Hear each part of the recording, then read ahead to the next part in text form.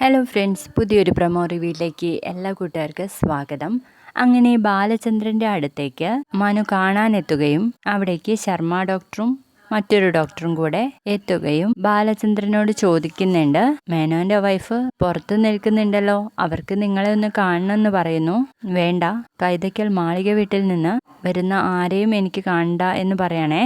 അതിനുശേഷം കുറച്ചു നേരം ബാലചന്ദ്രന്റെ അടുത്ത് സംസാരിച്ച് മനു പുറത്തിറങ്ങുമ്പോൾ പതിയെ വൈജ അങ്ങ് ചെല്ലുകയാണ്. മനു, അതെ, ഞാൻ എന്താ പറയേണ്ടതെന്ന് വെച്ചാൽ, നമ്മുടെ വീട്ടിലെ ആ അലീന ഉണ്ടല്ലോ, അവൾ വന്നതിന് ശേഷം ദോഷങ്ങളെ ഉണ്ടായിട്ടുള്ളൂ എന്ന് പറയുമ്പോൾ നമ്മുടെ മനുവിന് ഒരു പരിഹാസ ചിരിയാണ് കേട്ടോ. ആ സമയം തന്നെ നമ്മുടെ ശർമ്മ ഡോക്ടർ വൈജയന്തിയുടെ അടുത്ത് പറയുന്നുണ്ട്, അല്ല, ആ കുട്ടി എവിടെ?